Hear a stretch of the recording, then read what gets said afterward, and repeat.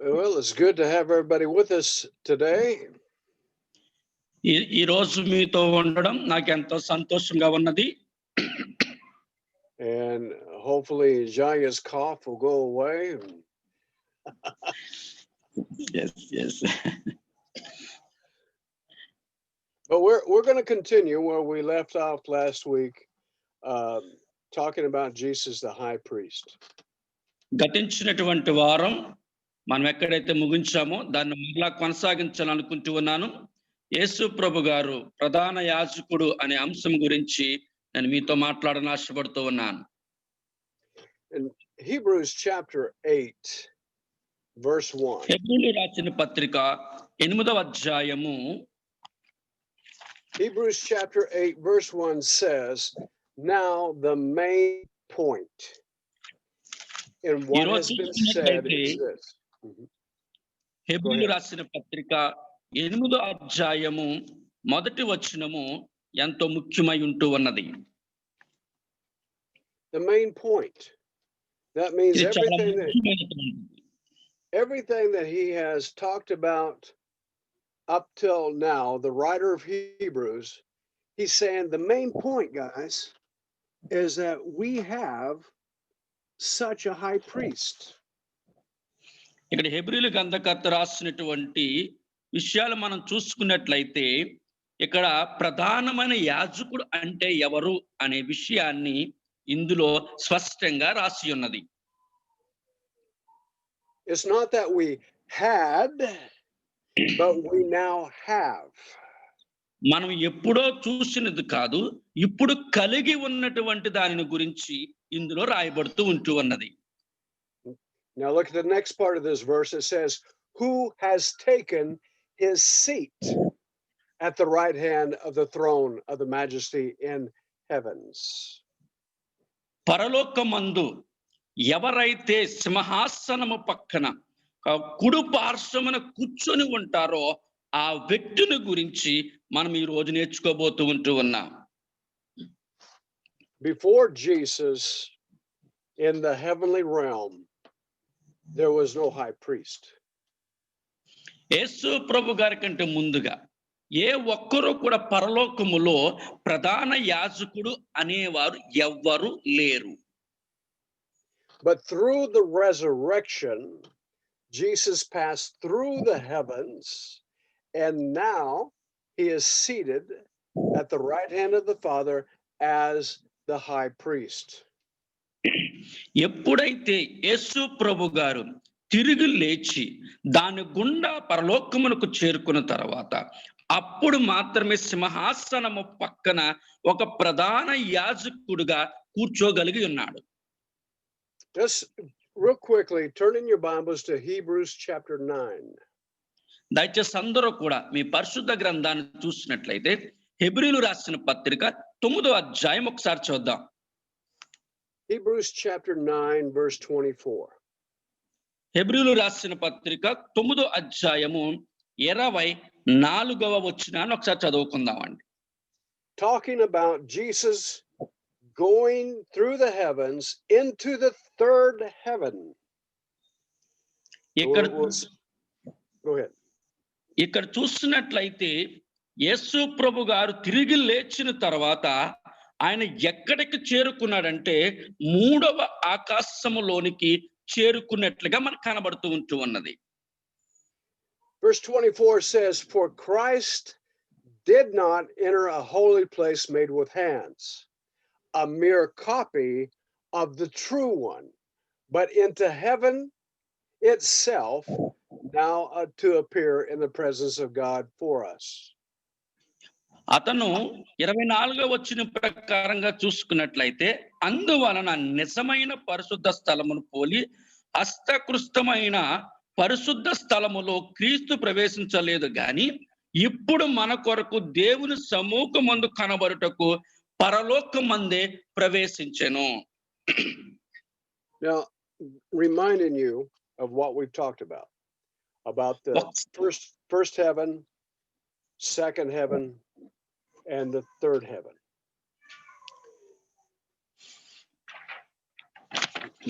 ఇక్కడ చూసుకున్నట్లయితే మొదటి ఆకాశము, Now, రెండవ ఆకాశము, మరలా మూడవ ఆకాశం కనబడుతూ ఉంటూ ఉన్నది.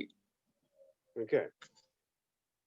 There are two temples, two holy places. ఇక్కడ చూసుకున్నట్లయితే రెండు పరిశుద్ధ స్థలములు కనబడుతూ ఉన్నాయి. One of them Moses constructed in the first heaven, in our dimension. ఇక్కడ చూసినట్లయితే మొదటి ఆకాశం, మొదటి పరిశుద్ధ స్థలాన్ని ఎవరు సృష్టించారు అంటే మోసే చేత కట్టబడి ఉన్నటువంటిది మొదటి పరిశుద్ధ స్థలం. And it is a copy of what is real in the third heaven. ఇక్కడ చూసుకున్నట్లయితే ఈ మొదటి కట్టబడిన దానికి ఉన్న దాని ప్రకారంగా మూడవ పరిశుద్ధ స్థలాన్ని కూడా మనకు కనబడుతూ ఉంటూ ఉన్నది. So when God spoke to Moses and says to construct this temple exactly according to the pattern, he was saying, construct it according to what I will show you, what is in the third heaven. మూడవ పరలోకము లేక మూడవ ఆకాశము ఏ రీతిగా ఉంటుందో అదే రీతిగా నేను ఏ రీతిగా చెప్పుతూ ఉన్నానో దానిని అదే రీతిగా నువ్వు కట్టు అని దేవుడు మోషేకు తెలియచేసి ఉన్నాడు. Okay, let's look at this in Hebrews chapter 8 verse 5. ఇక్కడ చూసినట్లయితే హెబ్రీయులు రాసిన పత్రిక 8వ అధ్యాయము 5వ వచనాన్ని ఒకసారి చదువుకుందామండి. In this verse we're talking about the Levitical tribe that is serving God in that copy of what is it truly in the heaven. ఇక్కడ చూసినట్టు 5వ వచనం మోషే గుడారము అమర్చబోయినప్పుడు కొండ మీద నీకు చూపబడిన మాదిరి చొప్పున సమస్తమును చేయుటకు జాగ్రత్త పడము, అది దేవుని చేత హెచ్చించబడిన ప్రకారము ఈ యాజకులు పరలోకమందు వస్తువులను ఛాయ రూపంలో గుడారమును చేయుదురు. Jaya, did you just read verse 5? Yes, Pastor. I read verse 5. Okay, all right. Now I want you to see something here. ఇక్కడ ఒక They విషయాన్ని they are occupied in a religious function, but they are serving in a copy and a shadow of what is the real temple, which is in the third heaven. ఇక్కడ చూసినట్లయితే మొదటి నిర్మించబడిన ఆ కట్టడము ఉన్న బలంగా మూడవ ఆకాశం ఏ రీతిగా ఉంటుందో అదే రీతిగా చేయబడి ఉన్నది. కానీ ఇక్కడ మాత్రము మతపరమైనటువంటి విషయాలు కొన్ని జరిగించి ఉన్నారు. What I want you to understand is the temple in the third heaven is where the real worship takes place. ఇక్కడ చూసినట్లయితే ఆ మూడవ పరలోకము లేక ఆ మూడవ ఆకాశము మనందరికి ఎలాగ ఆరాధించాలో వాటిని స్పష్టంగా తెలియచేస్తూ ఉంటూ ఉన్నది. What we see happening in the temple of Moses is only a copy, a shadow of what is really happening in the heavens. పరలోకములో ఎలాగుంటబోతుందో, పరలోకములో ఏం జరగబోతుందో అవన్నీ కూడా మనము మోషే ద్వారాగా అక్కడ కట్టబడిన వాటి ద్వారాగా మనం నేర్చుకున్నాం, మనం చూస్తూ ఉంటూ ఉన్నాం. So let's talk about a copy and a shadow just for a minute.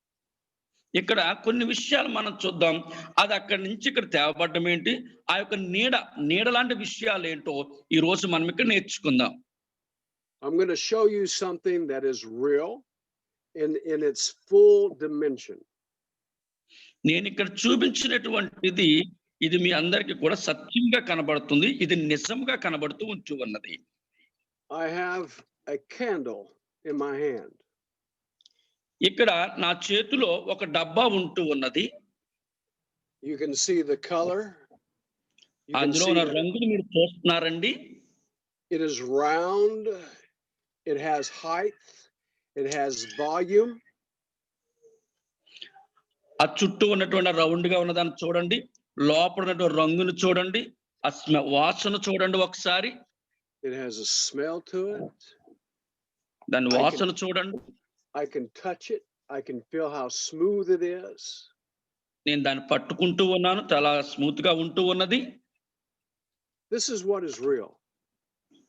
ఇది ఏంటి సత్యమై ఉన్నది? Now let me try to show you a shadow of it. నేను మీకు Can you see the shadow? నీడ అంటే ఏంటో చూపిస్తున్నాను. Can you see the shadow?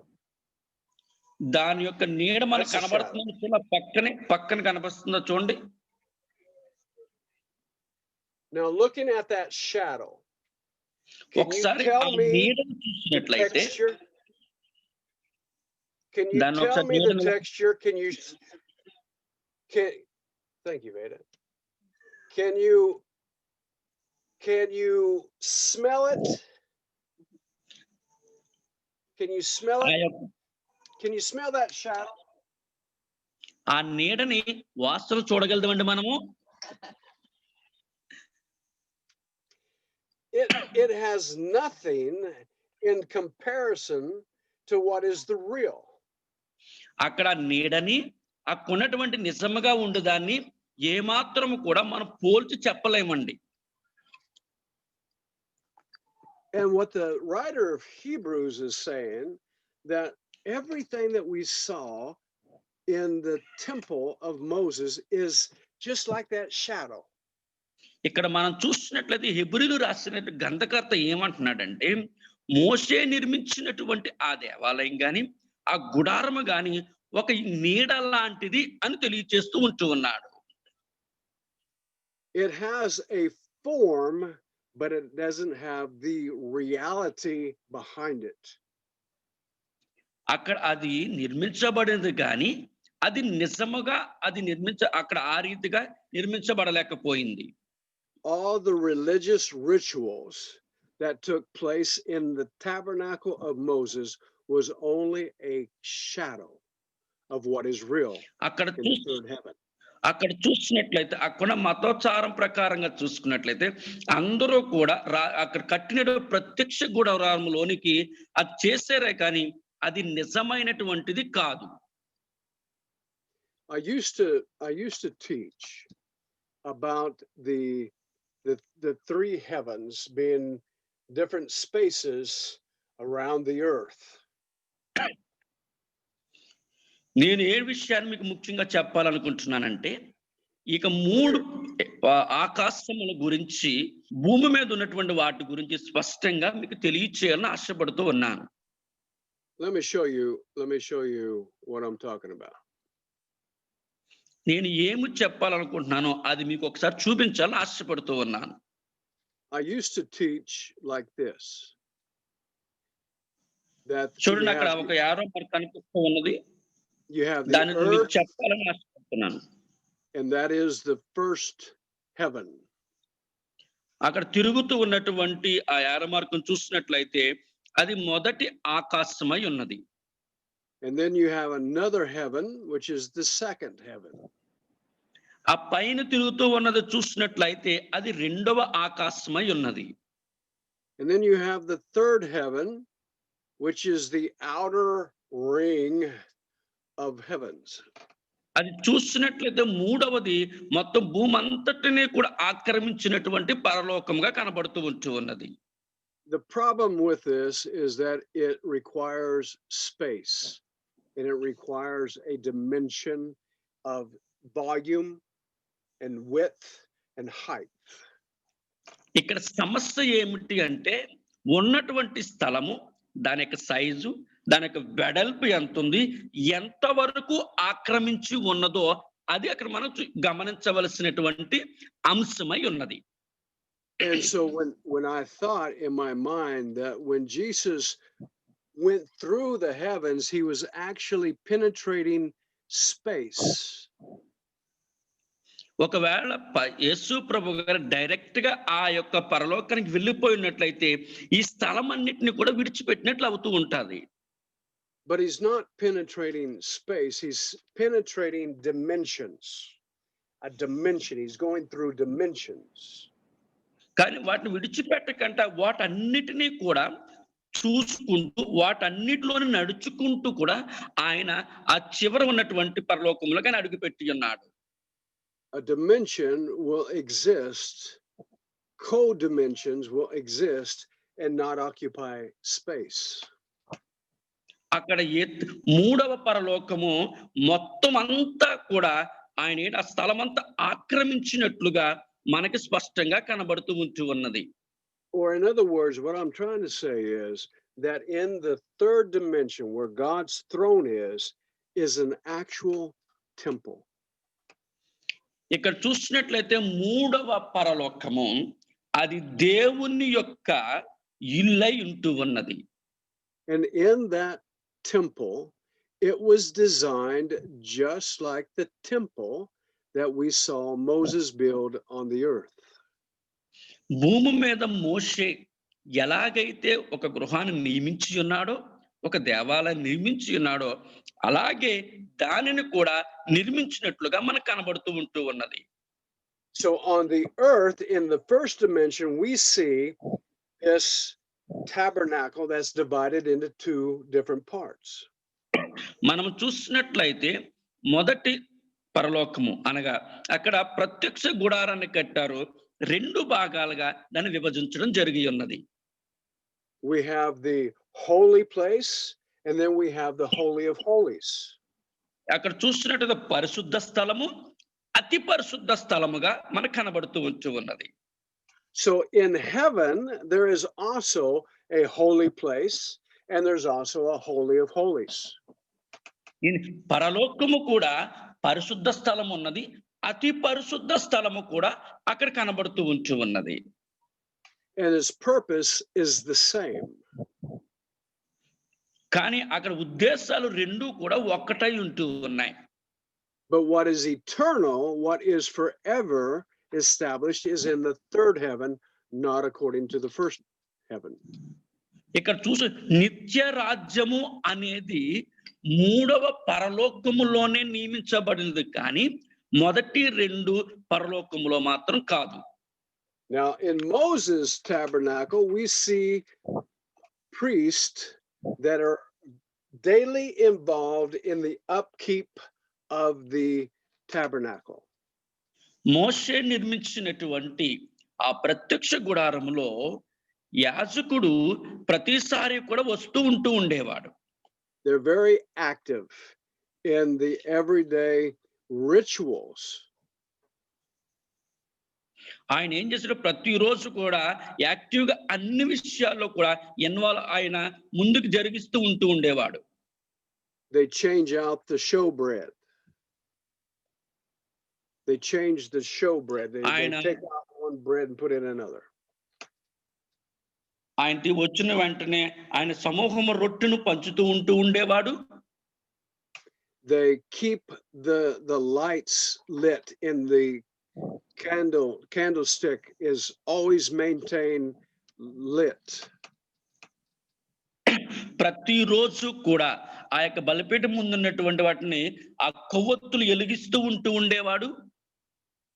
They always had incense rising up before the curtain separating the two rooms. అక్కడ ఆ బలి అర్పించిన ముందును కూడా ఆ యాజకుడు ప్రతి విషయములో కూడా ఆయన ముందుకెళ్ళి అన్ని కార్యక్రమములు జరిగిస్తూ ఉండేవాడు. And the Levitical priesthood was in charge of everything that was happening around the tabernacle. ప్రతిరోజు కూడా ఏం జరుగుతూ ఉన్నదో చుట్టూ ఉన్నటువంటి ప్రత్యక్ష గుడారానికి ఏమి జరుగుతూ ఉన్నదో సమస్తము కూడా అవి లోపలికి వస్తూ ఉండేవి. So that was happening on the earthly tabernacle. Now we have to think, is that happening in the third heaven also? ప్రత్యక్ష గుడారములో అనగా భూమి మీద జరిగిన పరలోకములో ఏం జరిగాయో అవే పరలోకములో కూడా జరుగుతాయి అని అనుకుంటూ ఉన్నారా? I would say yes. I would say that there is some kind of activity going on within the tabernacle in the third heaven. నేనేం చెప్తూ ఉన్నానంటే ప్రత్యక్ష గుడారంలో ఏమి జరిగి ఉన్నాయో కొన్ని విషయాలు మాత్రము మూడవ పరలోకములో అవి తప్పగా జరుగుతాయని ఆశిస్తూ ఉన్నాను. Because what is in the third heaven reflects down to what is going on in the first heaven. అక్కడ మూడవ పరలోకములో ఏం జరగాలని ఉందో అవన్నీ కూడా మొదటి పరలోకములో ఆయన అమర్చి ఉన్నాడు కాబట్టి. In Moses' tabernacle, one time a year, the high priest, only the high priest, took blood into the Holy of Holies.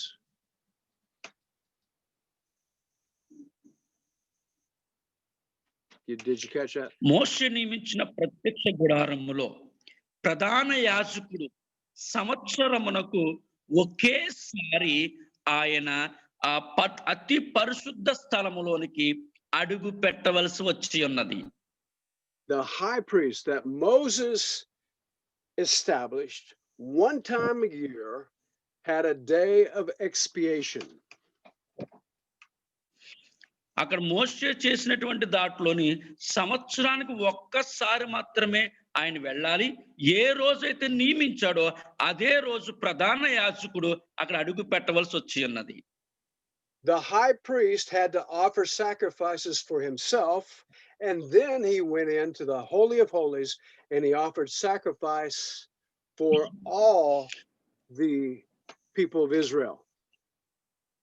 ఆ ప్రధాన యాజకుడు అతి పరిశుద్ధ స్థలంలోనికి అడుగు పెట్టినప్పుడు తను తాను పరీక్షించుకొని ప్రజలందరి గురించి కూడా ఆయన అడుగు పెట్టి ఆ స్థలములోనికి బలి అర్పణ చేయడానికి ఆయన ముందుకు వెళ్ళవలసి వచ్చి ఉన్నది. The activity that we see on the earth was to represent what we should see in the heaven. ఇక్కడ ఏం జరిగిందో దానికి సాదృశ్యముగానే మూడవ పరలోకములో కూడా జరుగుతూ ఉంటూ ఉంటది. I want you to turn in your Bibles to the book of Leviticus. దయచేసి లేవి కాండము. And we're going to discover something very important. ఇక్కడ మనం మాట్లాడబోతున్నటువంటివి చాలా ముఖ్యమైనటువంటి మాటలు ఇక్కడ మనకు కనబడుతూ ఉంటూ ఉన్నది. In my Bible, I have it marked right here. It's in yellow. See that? Yes. అక్కడ దైవ సేవకులకు బైబిల్లోని ఆ పసుపు రంగులో దాన్ని అండర్లైన్ చేసి ఉన్నారండి. అందరూ చూస్తున్నారండి? చూడండి, బైబిల్ ఇలా పెట్టారు కదా, చూడండి ఒకసారి. Yes, అందరూ చెప్పండి. Yes. This is a very important scripture. అది చాలా ముఖ్యమైనటువంటిది అయి ఉన్నది. Because it talks about expiation. అది దేనికోసం అంటే ఈ యొక్క పరలోకముల గురించి ఒక ఆలోచన మనందరికి ఇస్తూ ఉంటూ ఉన్నది. Expiation is the forgiving of sin. అక్కడ చూసినట్లయితే పాపము పరిహార్థంగా బలి ఇచ్చిన దాని గురించి అక్కడ రాయబడుతూ ఉంటూ ఉన్నది. Expiation means to remove or to wash clean of the guilt of sin. మన పాపములు అన్నిటినీ కూడా శుభ్రపరచడము, నీటిగా కడగబడడం అంటే ఏమిటో అక్కడ స్పష్టంగా తెలియజేస్తూ ఉంటూ ఉన్నది. It means to make somebody innocent that was guilty. ఒకవేళ కొంతమందికి ఏదైనా గాని లోపడు ఉన్నట్లయితే అది ఏమనుకుంటారంటే చాలా అవమానంగా వాళ్ళు ఫీల్ అయిపోతూ ఉంటారు. Our whole Christianity is based upon this fact. మన క్రైస్తవులు అందరూ కూడా దీని మీదే ఆధారపడి జీవిస్తున్నారు. And it talks about the blood of Jesus Christ. ఇక్కడ యేసు యొక్క రక్తమును గురించి స్పష్టంగా రాయబడుతూ ఉన్నది. Because it is only found in the blood of Jesus that our sins are forgiven or covered up. మనకు ఒక్క విషయం మాత్రమే మనకు తెలుసండి. యేసు యొక్క రక్తము తప్ప మన పాపములను శుభ్రపరిచేది మరేటి ఏదీ లేదన్న విషయాన్ని. But there had to be power given to the blood. అది ఏంటంటే దేవుని శక్తి చేత మనకు ఆ రక్తాన్ని ఇచ్చి ఉన్నాడు. There had to be, God had to declare that the blood was so important for expiation. ఇక్కడ మనిషి శుభ్రపరచాలి అంటే, మనిషిని కడగాలి అంటే రక్తము ఎంతో ప్రసిద్ధి చెందినటువంటిది అనే విషయాన్ని తెలియజేశాడు.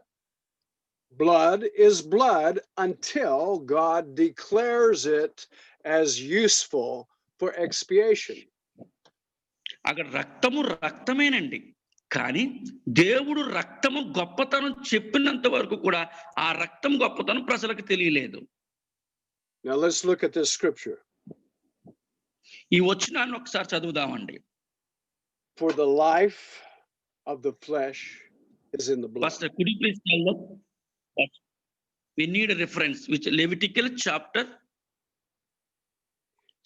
Chapter which 17. chapter the verses? 17. 1:7. 17. Chapter 17. Yes. ఇక్కడ చూసినట్లయితే Verse 11. yes, లేవి కాండము 17వ అధ్యాయము 11వ వచనాన్ని ఒకసారి చదువుదామండి. yes pastor, go ahead. Okay. So the Yes. life is in the blood. రక్తములో జీవమున్నది. And God says, I have given you that blood on the altar to make expiation for you. నా రక్తములో జీవమున్నది, ఆ రక్తాన్ని బలిపీఠం మీద ప్రోక్షిస్తున్నాను, ఆ రక్తము మిమ్మలను శుభ్రపరుస్తూ ఉంటూ ఉన్నది అని తెలియజేస్తూ ఉన్నాడు. Okay, now look at this. Blood, ఇక్కడ blood, there's life in the blood, but the blood does not make atonement by itself. రక్తములో జీవమున్నది, కానీ రక్తము తనంతట తానుగా ఏమాత్రము కూడా శుభ్రపరచలేదు. Even though the life is in the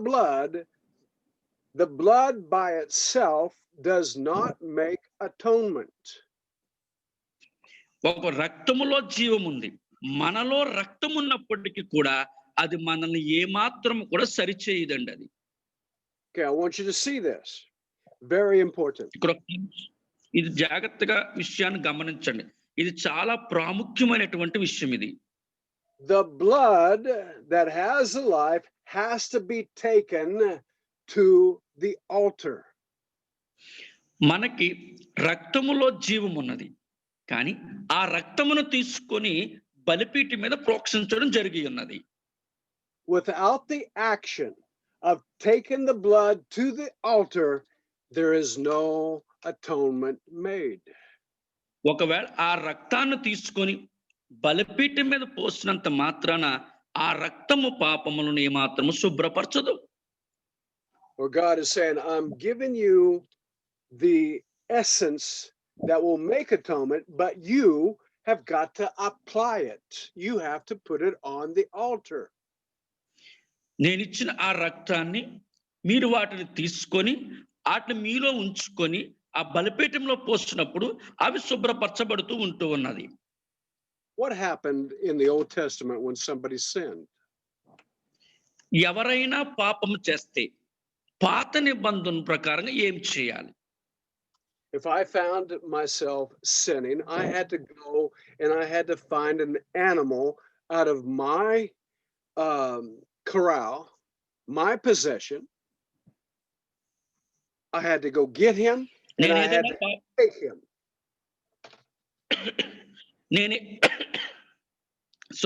నేను ఏదైనా పాపం చేశాను అనుకోండి, అది పాపం చేశానని గ్రహించేటప్పుడు ఒక జంతువును తీసుకొని వచ్చి దాన్ని నేను బలి అర్పించాలి. I am guilty of a sin. And I know that blood is needed to make atonement for my sin. నాకు తెలుసండి. నేను పాపం చేశాను. నా పాపం రక్తం ద్వారాగా శుభ్రపరచుకోవాలని తెలుసు. కానీ నేను పాపం చేసిన విషయాన్ని ఒప్పుకోనాకి నేనెంతో సిగ్గుపడుతూ ఉంటూ ఉన్నాను. Would it be okay if I just went out to my pasture and found a calf and cut its neck and let the blood pour out? Would that make atonement for me? ఒకవేళ నేను ఏదైనా తీసుకొని ఒక జంతువుని తీసుకొని వెళ్ళి మా దైవ సేవకుల దగ్గరికి వెళ్ళి దాన్ని చంపేసి ఆ రక్తాన్ని తీసుకొచ్చి అక్కడ పోస్తే ఆ బలిపీఠం మీద పోసినంత మాత్రాన నేను శుభ్రపరచబడిపోతానండి? No, no. శుభ్రపరచం. ఎప్పటికీ శుభ్రపరచబడం.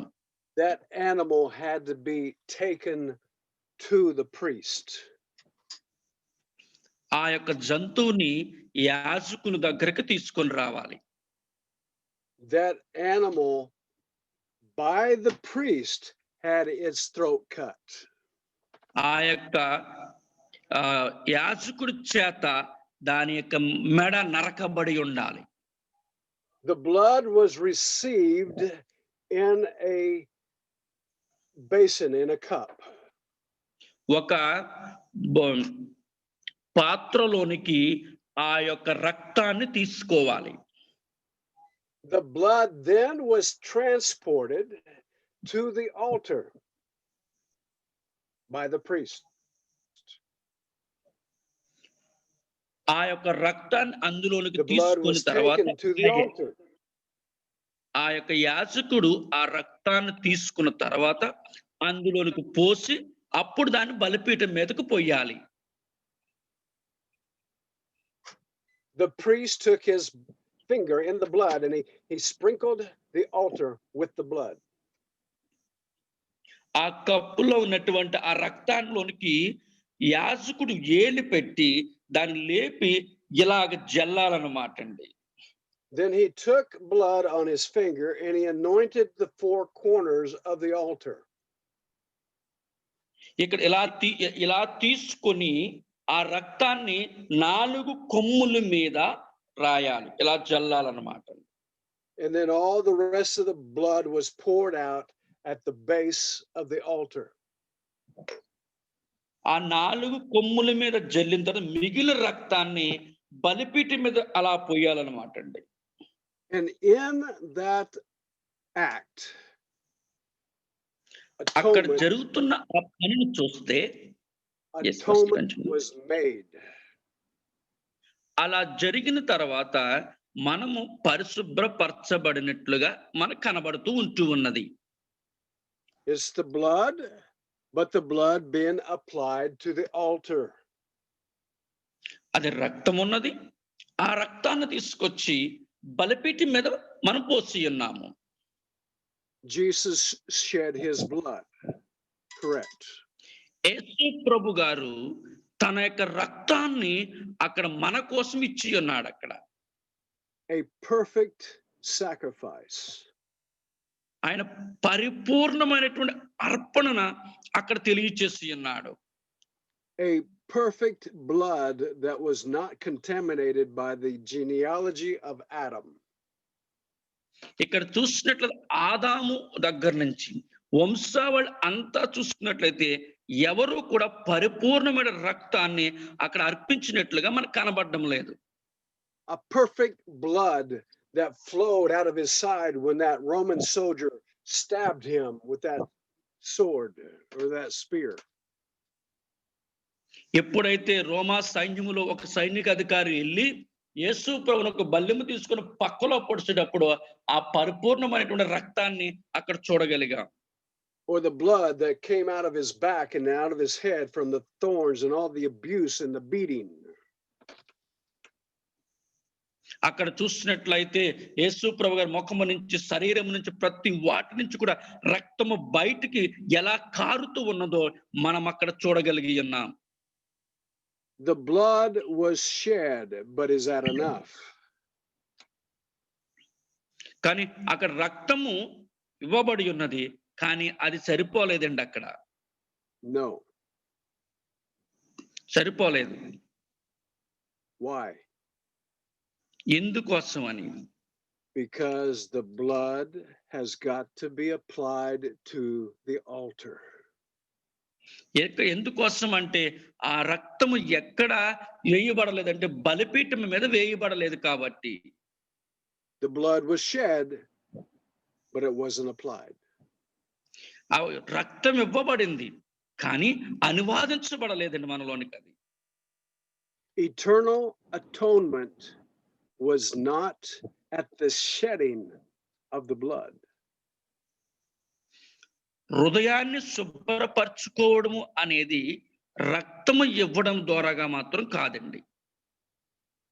Eternal atonement was made when a high priest took the blood into the Holy of Holies and made atonement for everyone. ఎప్పుడైతే మన హృదయం శుభ్రపరచబడుతుందో, మన హృదయంలో సమస్తం శుభ్ర చేయబడుతుందంటే ప్రధాన యాజకుడు వెళ్ళి దాని రక్తాన్ని తీసుకొని బలిపీఠం మీద పోసినప్పుడు మాత్రమే మనము శుభ్ర చేయబడుతూ ఉంటాం.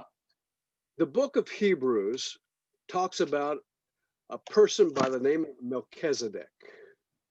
ఇక్కడ చూసినట్లయితే ఈ విషయాలన్నిటి గురించి హెబ్రీల యొక్క గ్రంథము స్పష్టంగా రాయబడుతూ ఉంటూ ఉన్నది.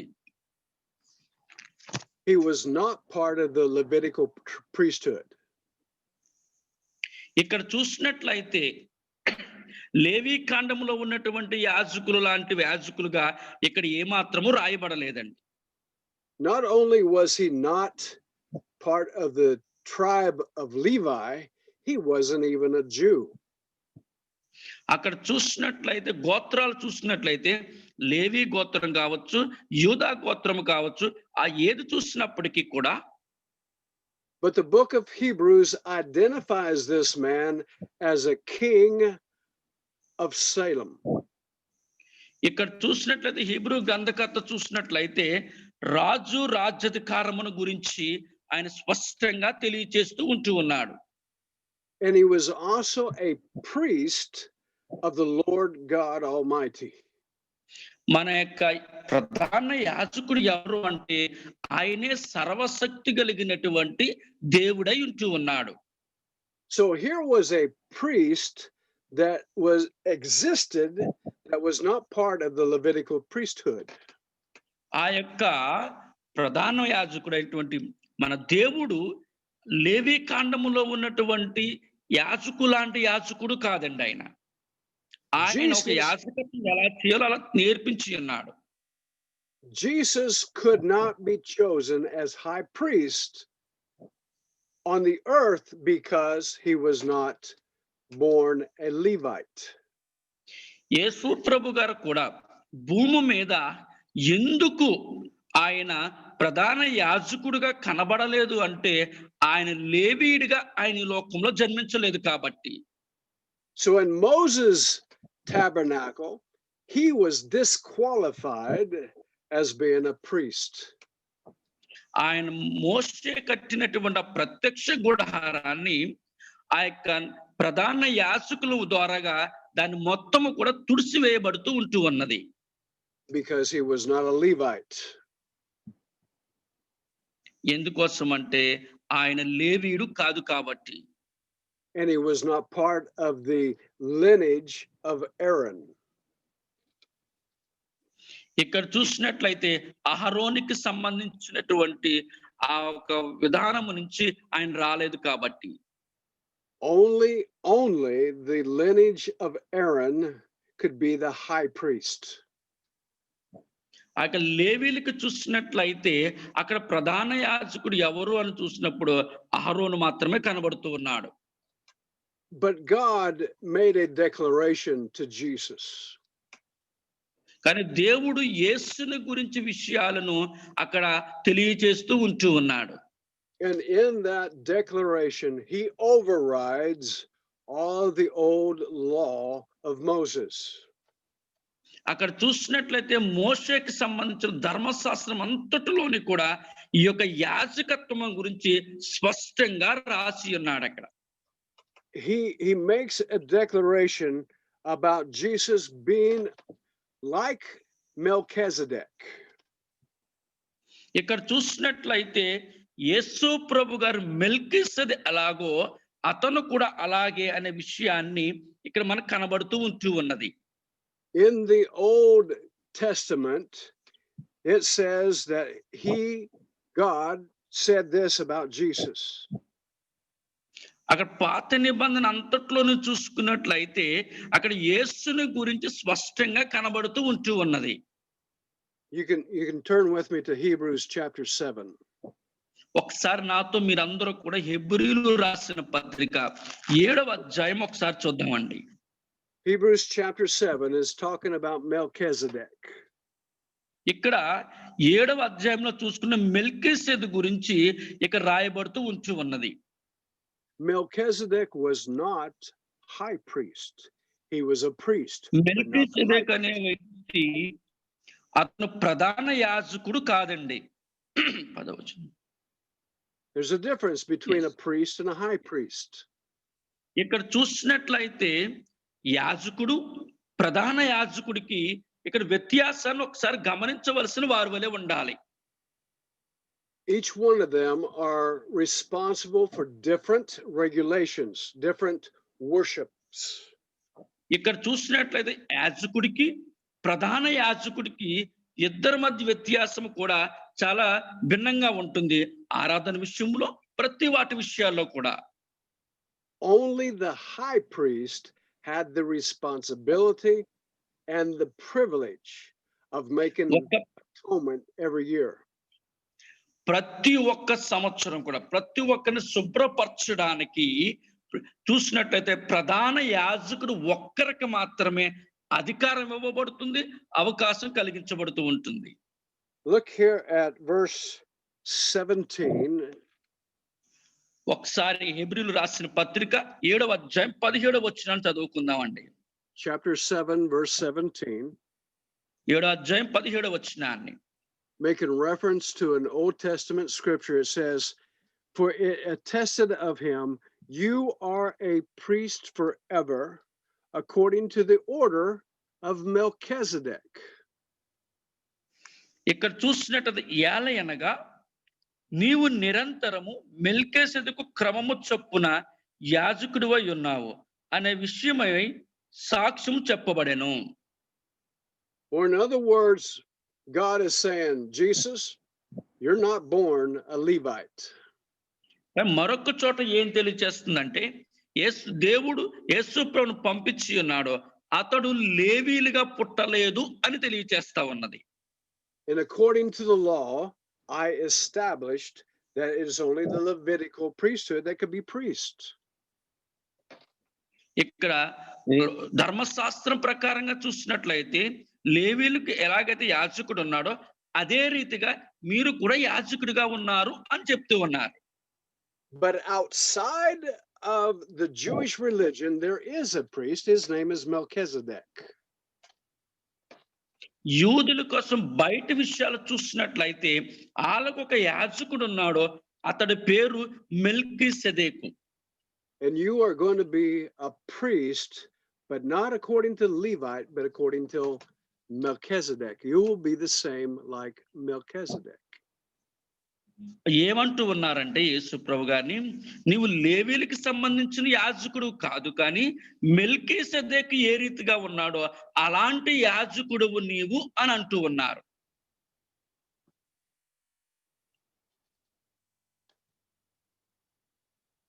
Again, going back to what we read earlier, when we're talking about Melchizedek and all the priesthood,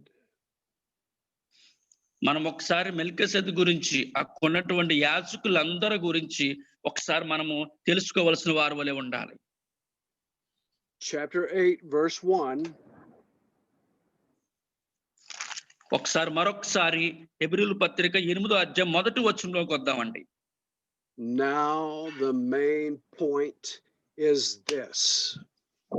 ఇక్కడ మాత్రమే ముఖ్యమైనటువంటి ఒక విషయం ఇక్కడ కనబడుతూ ఉంటూ ఉన్నది. We have such a high priest. ఇక్కడ చూసినట్లయితే మనకి ఒక గొప్ప ప్రధాన యాజకుడు ఒక్కడున్నాడు. Who has taken his seat at the right hand of the throne of majesty in heaven.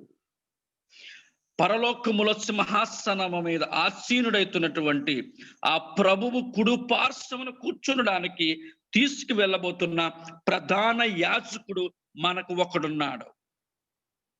Talking about Jesus. అతను ఎవరు అంటే మన ప్రభువైన యేసు ప్రభువారు. Verse 2. రెండవ వచనం. He is a minister in the sanctuary and in the true tabernacle which the Lord pitched, not man. ఇక్కడ చూసినట్లయితే అతను మనుషుడు కాదు, అతడే దేవుడై ఉండి అక్కడ ఒక ప్రధానుడుగా కూర్చుని అక్కడ ఆయన అంతటిని కూడా పరిపాలన చేస్తూ ఉంటాడు.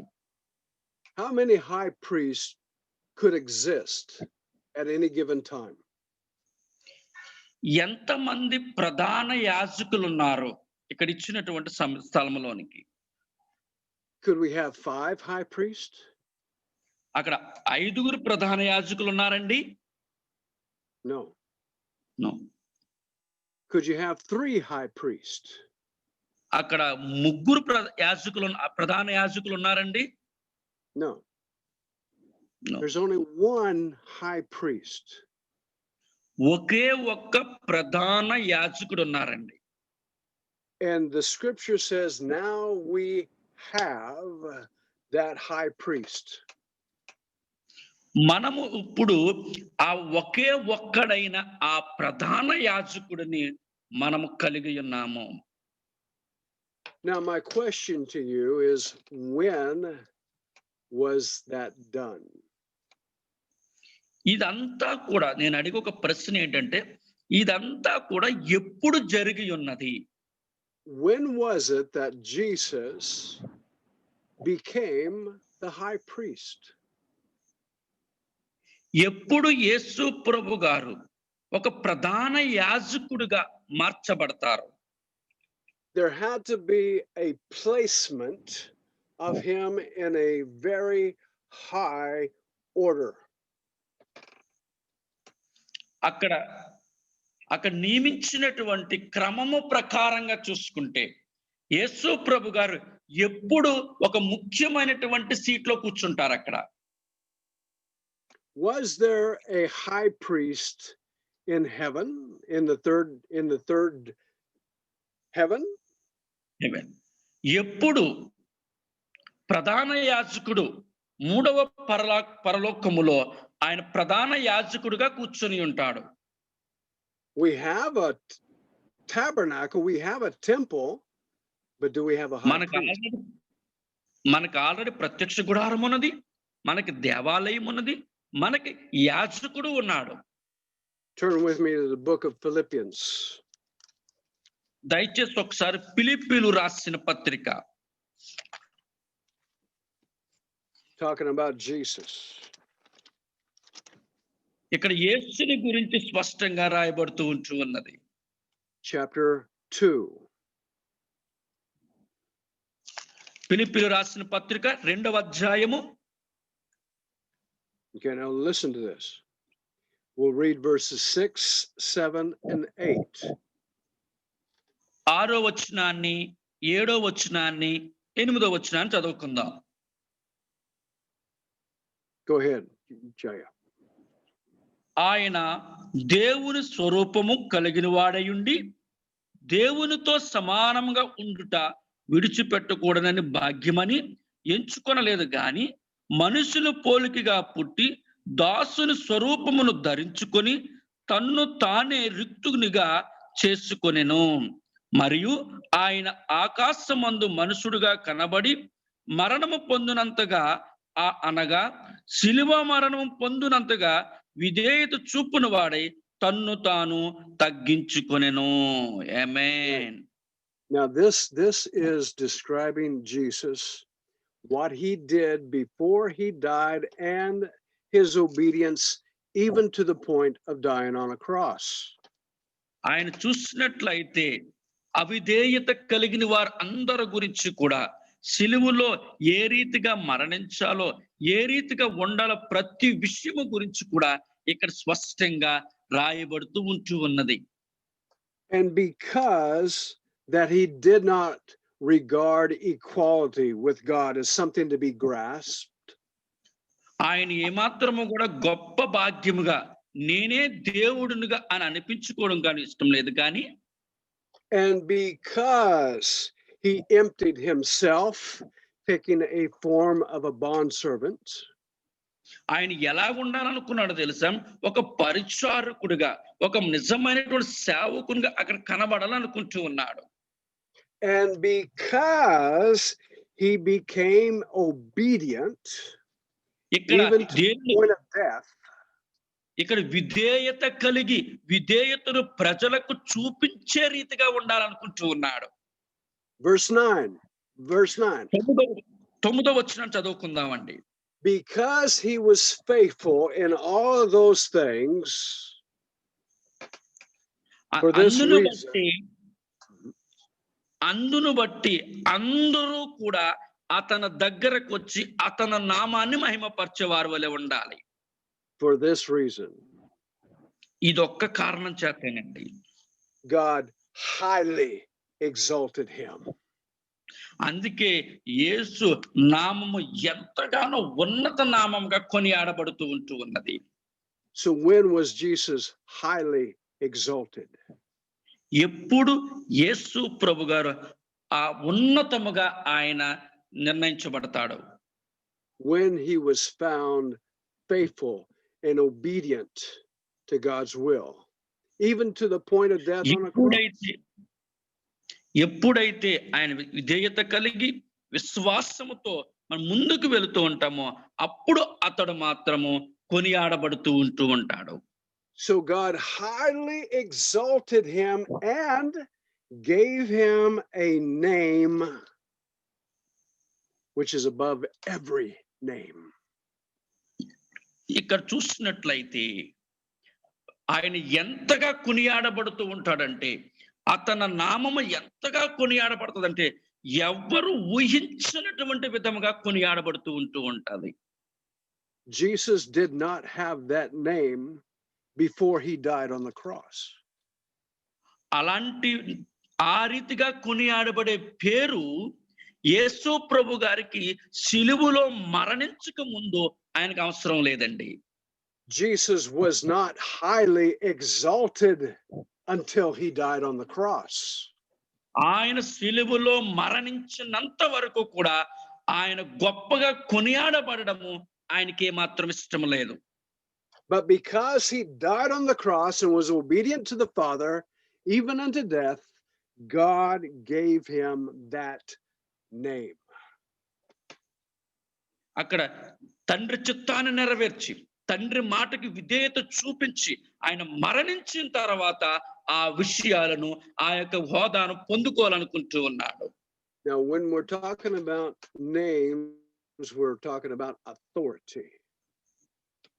ఇక్కడ చూసినట్లయితే ఆ నామము లేక ఆ నామ అధికారమును గురించి మనం ఒకసారి మాట్లాడదామండి.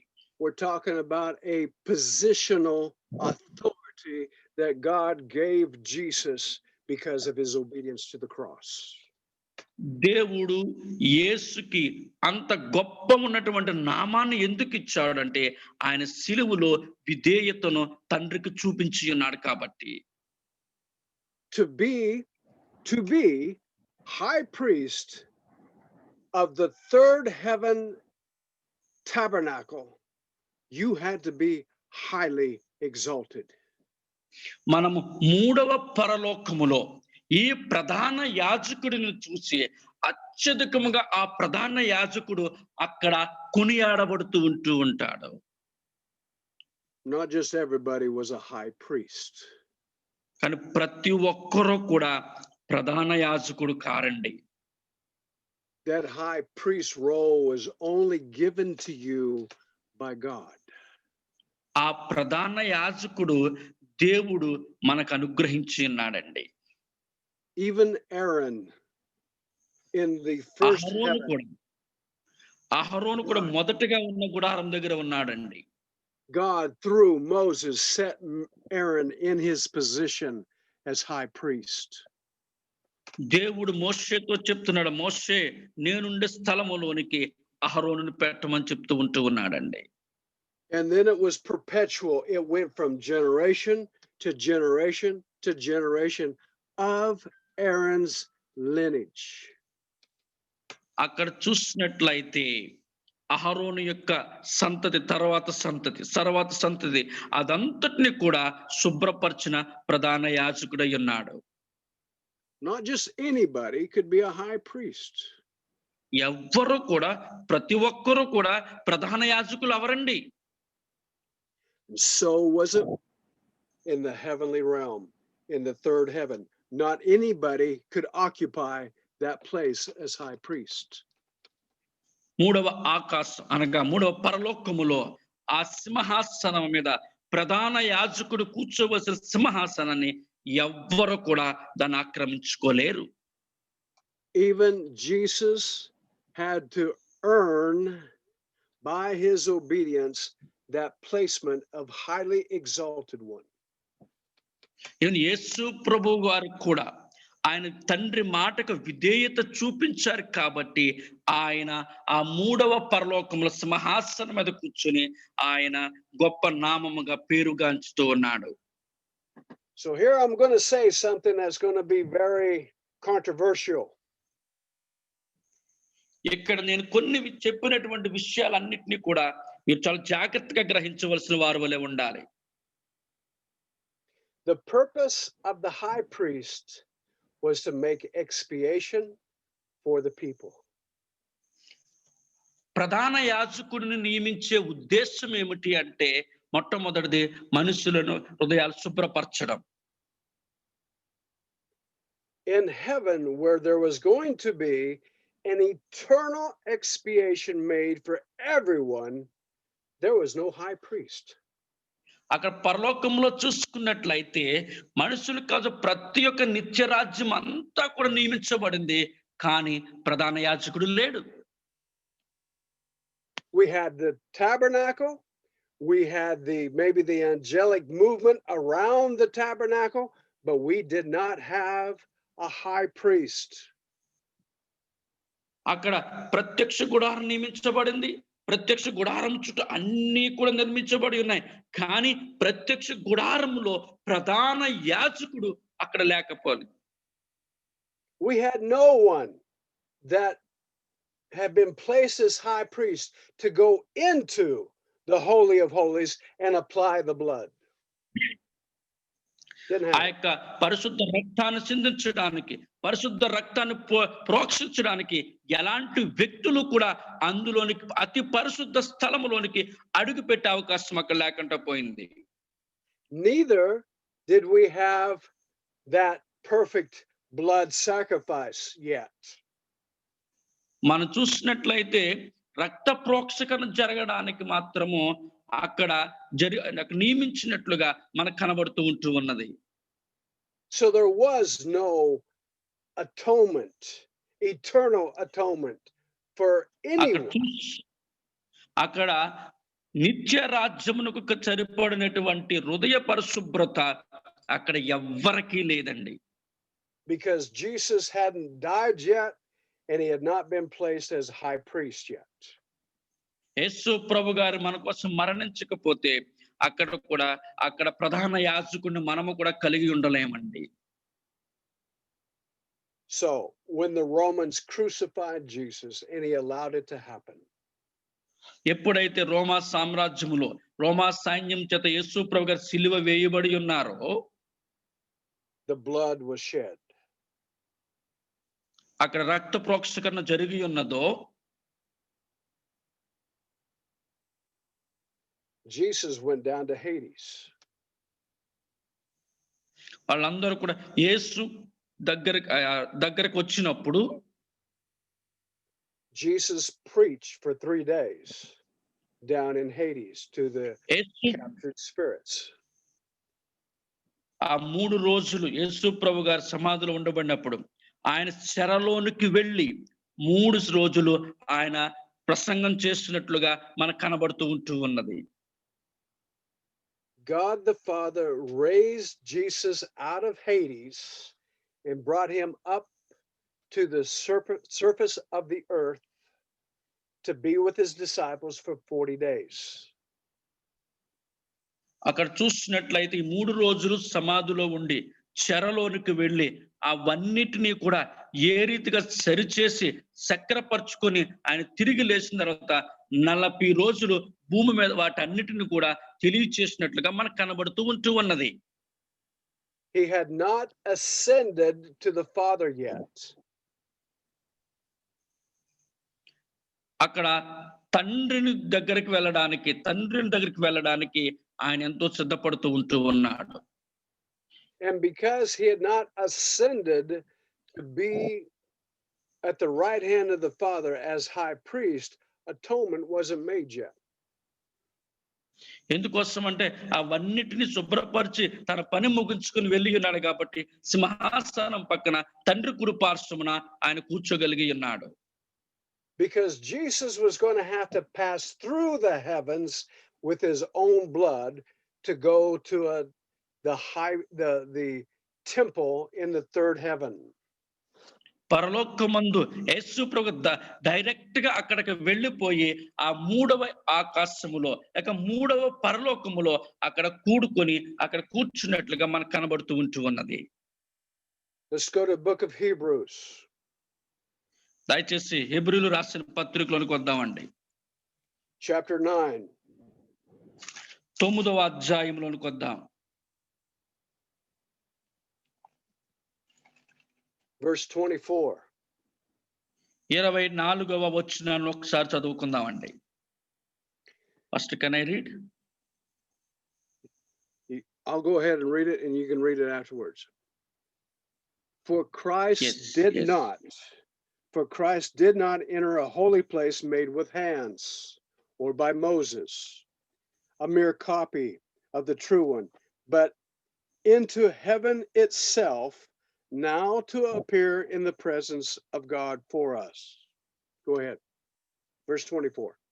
అందువలన నిజమైన పరిశుద్ధ స్థలమును పోలిన హస్తకృత్యమైన పరిశుద్ధ స్థలములో క్రీస్తు ప్రవేశింపలేదు గాని ఇప్పుడు మన కొరకు దేవుని సముఖము కనబడుటకు పరలోకమందే ప్రవేశించెను. Now let's back up to verse 11. ఒకసారి 11వ వచనంలోనికి వద్దామండి. But when Christ appeared as the high priest of good things to come, he entered through the greater and more perfect tabernacle, not made with hands, that is to say, not of this creation. అయితే క్రీస్తు రాబోవుచున్న మేలుల విషయమై ప్రధాన యాజకుడిగా వచ్చి తానే నిత్యమైన విమోచన సంపాదించి హత్యకృత్యమును కానిది అనగా ఈ సృష్టి సంబంధము కానిదియు మరి ఘనమైనదియు పరిపూర్ణమైనదై గుడారము ద్వారా. Amen. Verse 12 and says, and not through the bloods of goats and calves, but through his own blood he entered the holy place once and for all, having obtained eternal redemption. మేకల యొక్కయు కోడెల యొక్కయు రక్తముతో కాక తన సర్వ రక్తముతో ఒకేసారి పరిశుద్ధ స్థలములో ప్రవేశించెను. ఆమేన్.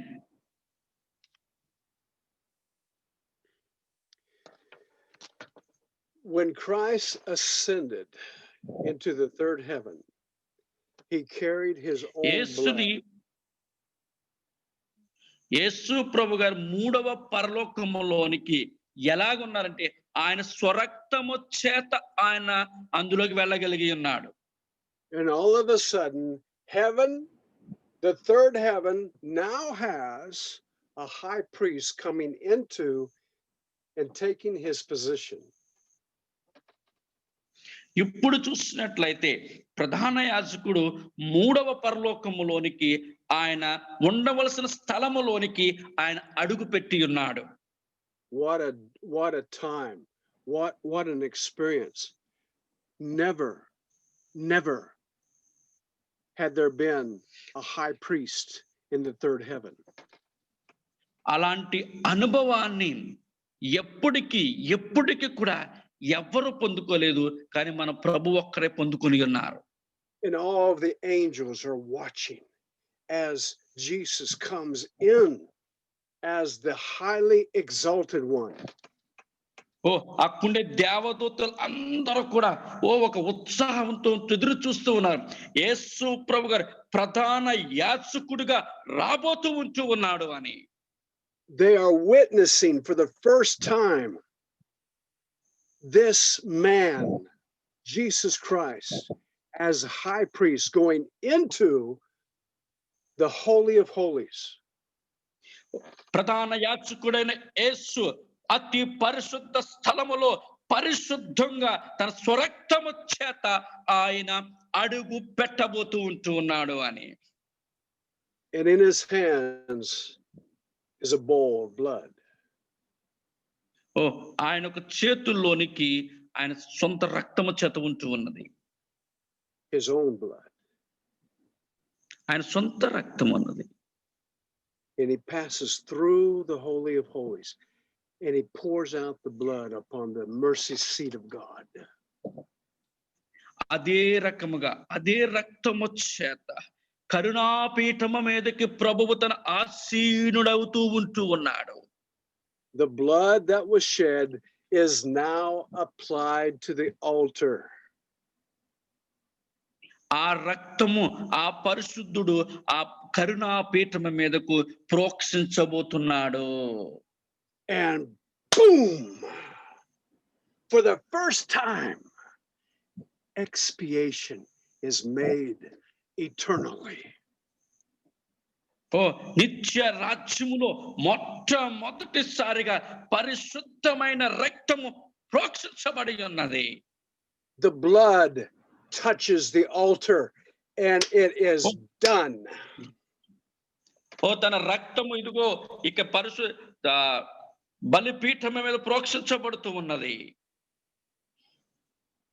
The payment of sin is done, past, future, or past, present, and future. It is done.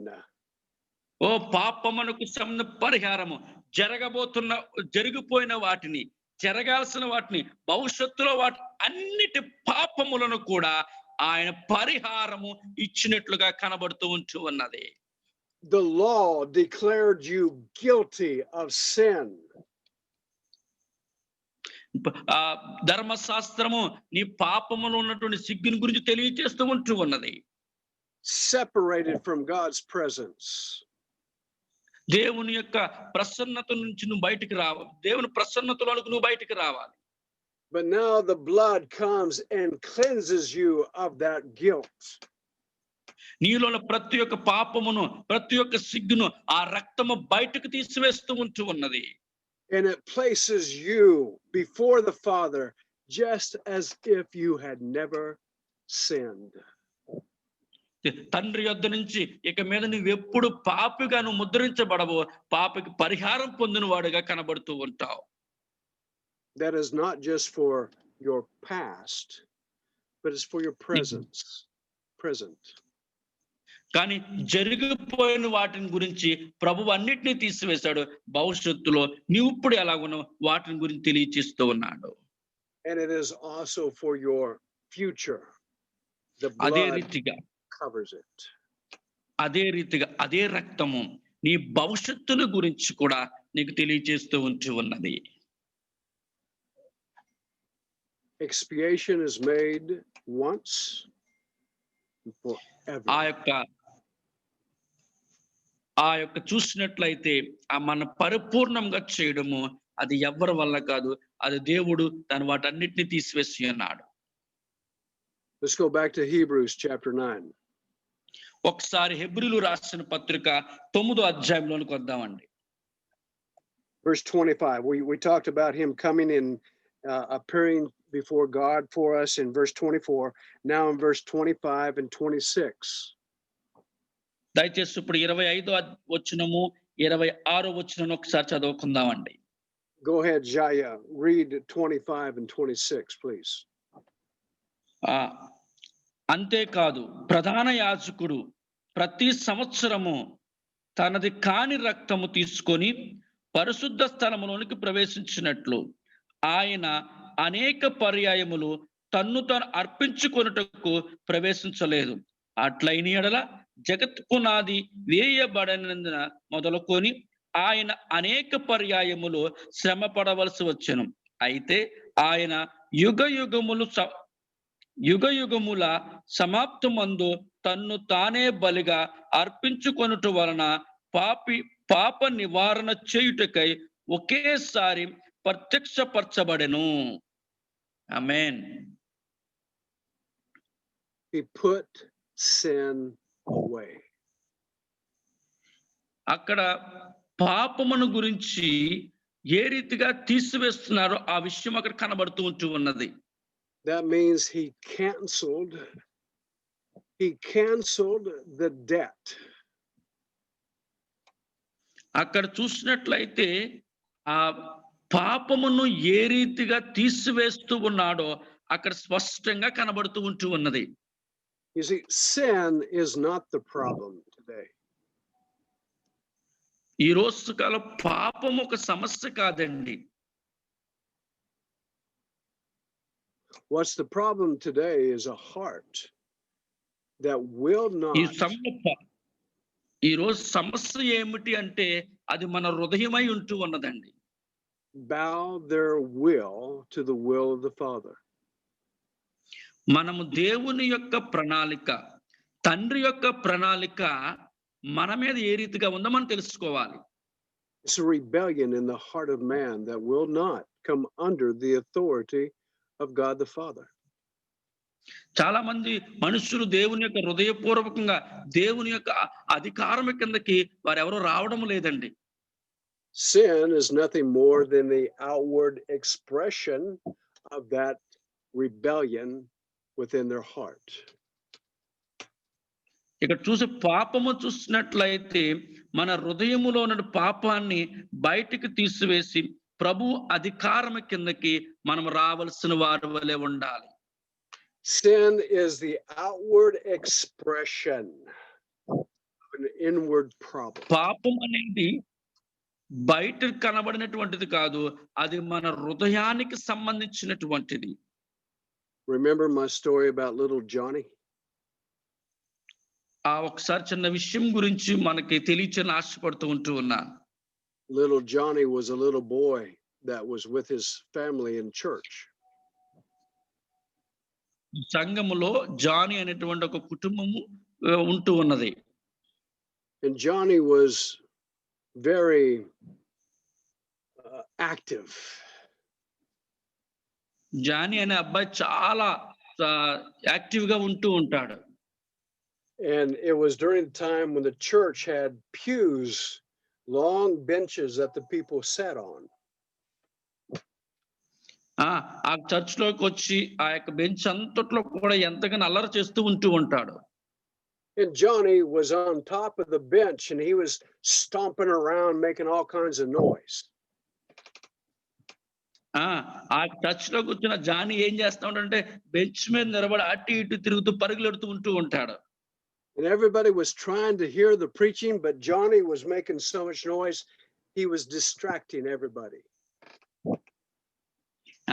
అందరూ కూడా దేవుని వాక్యం వినాలని చూస్తా ఉంటే జానీ మాత్రం అటు ఇటు తిరిగి ఆ వాక్యం విననీయకుండా చేస్తా ఉంటాడు. And finally his father reached up and grabbed Johnny and says, "Johnny, sit down." ఒకసారి తన తండ్రి ఏం చేశాడంటే జానీ అల్లరి చేస్తా ఉంటే తన తండ్రి చేయి పట్టుకుని జానీ కూర్చో అన్నాడు ఒకసారిగా. Johnny sat down. He got this mad face on his face. He looked up at his Johnny ఎలా daddy. కూర్చున్నాడంటే చాలా విచారమైన ముఖం ఎలా పెట్టేసుకొని తన తండ్రి కాస్త ఎలా చూస్తున్నాడు అంటండి. He said, "I might be sitting down, but on the inside, I'm standing up." అంటున్నాడు, నువ్వు ఎలా నేను కింద కూర్చోబెడతావు, నేను కూర్చోను, నేను నిలబడతాను అంటూ ఉన్నాడు.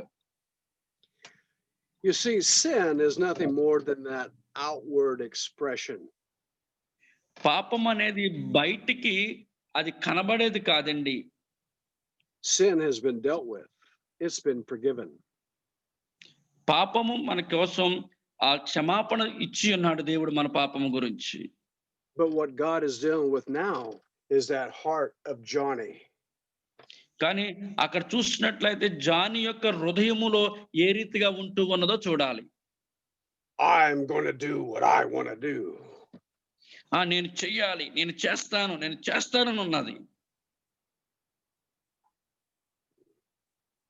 That's where it comes in that you must die. అలా చూస్తే మనము కూడా మరణించిన వారం అవుతామండి. And you've got to come under the will of the Father. మనమందరము కూడా దేవుని యొక్క అధికారం కింద, దేవుని యొక్క ఉద్దేశం కిందకి మనం రావాల్సిన వారి వలె ఉండాలి. Oh my goodness, I'm 20 minutes over the preaching. I've gone over 20 minutes. ఈరోజు ఒక 20 నిమిషాలు ఎక్కువగా వాక్యాన్ని ప్రకటించి ఉన్నాను. We are blessed for this word today. I'm so happy with it. We're going to stop the message there. We'll continue this next week. ఈ రోజు ఇక్కడ వాక్యాన్ని నేను ఆపుతూ ఉన్నాను. దీన్ని వచ్చే వారము నేను దాన్ని కొనసాగించాలని ఆశపడుతూ ఉంటున్నాను. But I want you to leave today knowing that sin has been dealt with. It is paid. నేను ఇక్కడ ముగించే ముందు ఒక విషయాన్ని చెప్పి ముగించాలని ఆశపడుతున్నాను. పాపము కోసం మనం ఏమీ చెల్లించవలసిన పని లేదు. సమస్తవాన్ని ప్రభువే చెల్లించి ఉన్నాడు. Does that mean everybody has salvation? No. అలాగని మాత్రం అందరికీ రక్షణ ఉన్నదా అంటే అది లేదండి. Because now we're dealing with the will of man versus the will of Father. ఇప్పుడు దేని మీద ఆధారపడినది?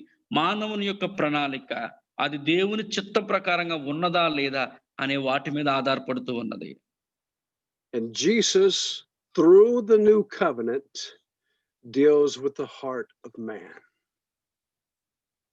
యేసు ప్రభు గారు క్రొత్త నిబంధన ద్వారాగా మనిషి హృదయముతో ఆయన మాట్లాడబోతూ ఉంటూ ఉన్నాడు. And we've already looked at that through the book of the new covenant, the Revelation. మనము కూడా కొత్త నిబంధన గురించి, కొత్త నిబంధన ప్రత్యక్షతను గురించి మన ఆ విషయంలో తెలుసుకొని ఉన్నాం. Well, we're going to stop there. I'm going to stop the recording. Let me pray for you guys real quick. మీ అందరి కోసం ఒక చిన్న ప్రార్థన చేయాలని ఆశపడుతున్నాను. దయచేసి అందరూ కూడా కళ్ళు మూసుకుందాం. Father, that the people might know you have sent Jesus to accomplish that plan and purpose that you have. ప్రభువా తండ్రి, నీ చిత్త ప్రకారంగా యేసు ప్రభు గారిని తండ్రి మా కోసం ఈ లోకములోనికి పంపించినందుకై నీకు వందనాలు తెలియజేస్తూ ఉన్నాను.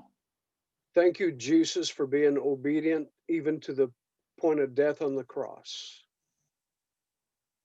ప్రభువా నీ మాటకు విధేయత కలిగి ఉండి ప్రభు మా కోసం సిలువలో మరణించినందుకై నీకు వందనాలు తెలియజేస్తూ ఉన్నాను. But thank you more that you have gone into heaven with your own blood, making eternal atonement for us. నిత్య రాజ్యంలోనికి స్వరక్తము చేత అడుగు పెట్టడానికి నువ్విచ్చే భాగ్యాన్ని బట్టి నీకు వందనాలు తెలియజేస్తూ ఉన్నాను. Thank you that sin has been dealt with. ప్రభువా మా యొక్క పాపములన్నిటిని తీసివేసినందుకు నీకు వందనాలు తెలియజేస్తున్నాను. It has been put away.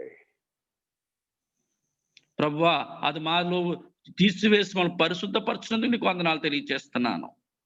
Now I pray that we would have the revelation of the new covenant.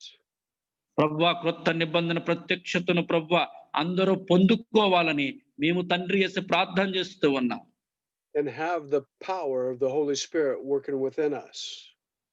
ప్రభువా నీ పరిశుద్ధాత్మ శక్తిని మాతో ఉంచినందుకు మేము కలిగి ఉన్నందుకే నీకు వందనాలు తెలియజేస్తూ ఉన్నాం. I pray for my brothers in India that they would receive this revelation.